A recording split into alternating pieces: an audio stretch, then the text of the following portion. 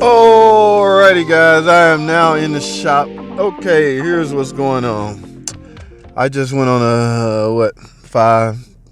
No, it's had to be more. It had to been 10 because I went around twice. Test drive, guys. Let's go over a few things. 100,000 miles. It's obviously, this is a 3.6, guys. I can tell by the way.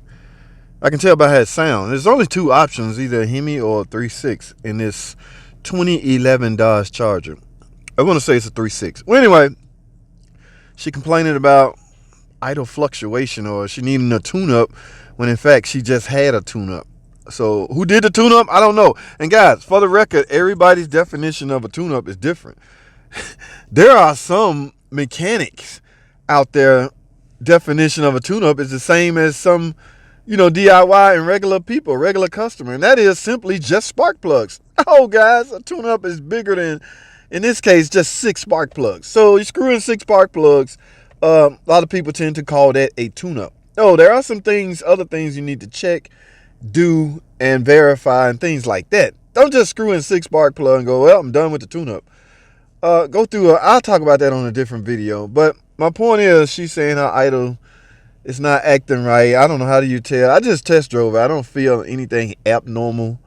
Okay, but however, there is no check engine light, and her idle is rough, and she just had a tune-up. I guess at another shop. I don't know. So all I can do is try to duplicate it. And right now, I cannot duplicate it. I go on a test drive.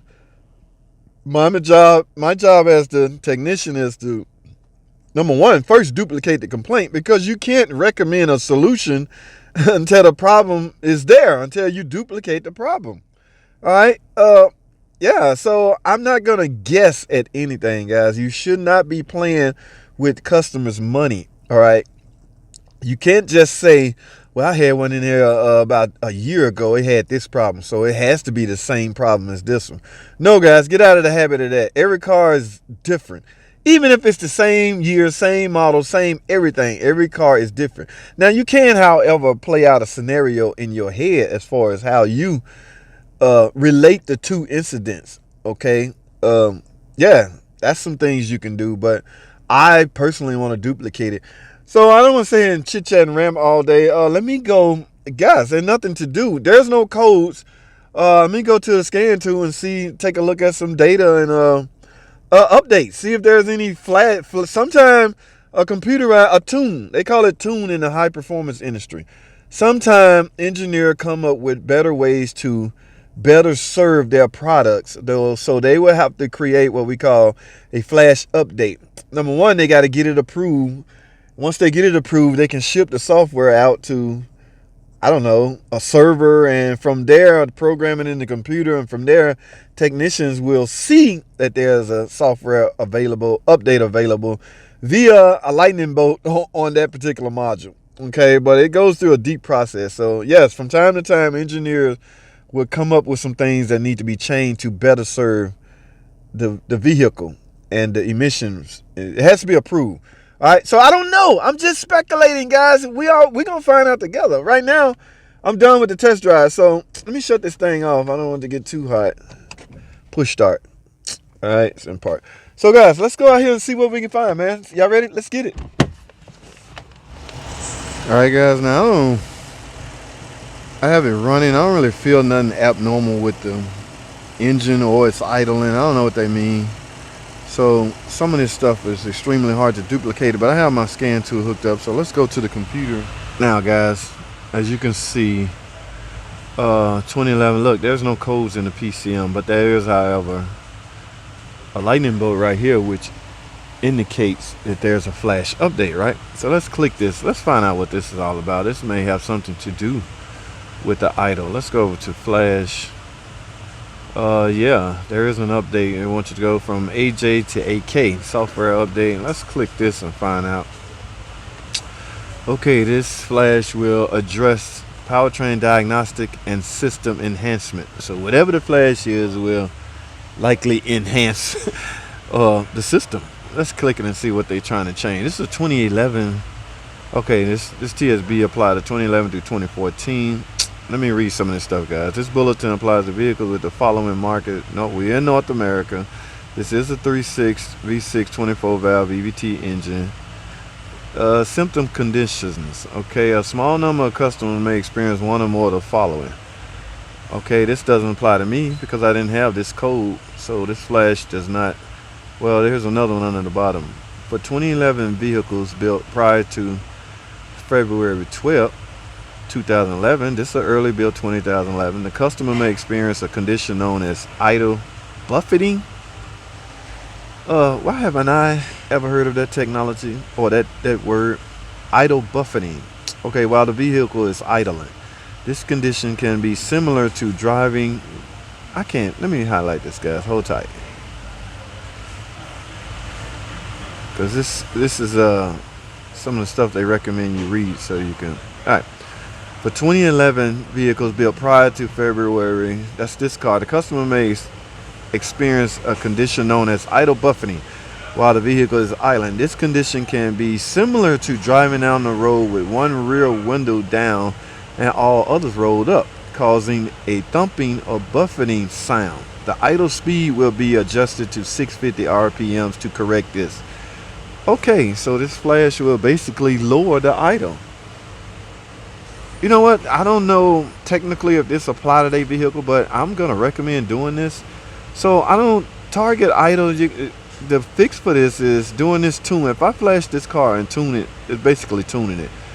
I'm going to drop idle speed down to 650. What is idle speed now? The car is running, guys. Hold tight. Let me go under. Let me see what idle speed is as we speak. Let me go under data because the car is running now. I'm looking for target idle is what I want to see. Okay, here's engine speed. Here's target idle. So right now they have the car set to idle at 784. Remember, this car been idling a while, so it's likely in closed loop. Everything's heated up, cat converter, everything is right. So as we speak, the target idle is 784. Target is what the computer's target is trying to get. Here's actual engine speed, 784. So it's hanging out there pretty close as far as maintaining target idle. But according to this flash update, they want to lower the target idle down to 650. Now, like I say, I didn't have any codes, but she complaining about little weird things. Guys, I'm gonna flash this car. All right, so I gotta turn the car off. I can't flash it when it's running. So I want y'all to hold tight, guys. Let's flash this car right quick. All right, hold tight. I'll be right back.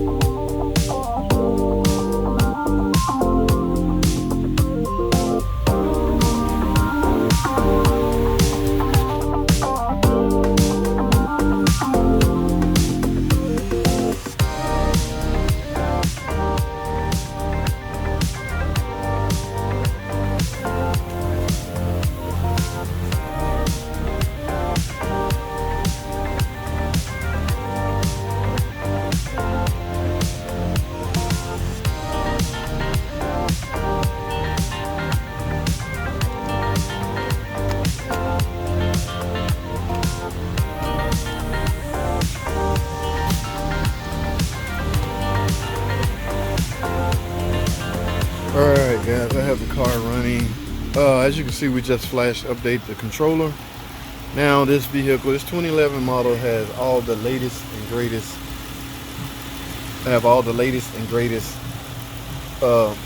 Tuning software updates. Okay, so anything that Chrysler engineers found problematic on this particular engine, this particular year, it's all about the year and the time zone is in as far as emissions, all that.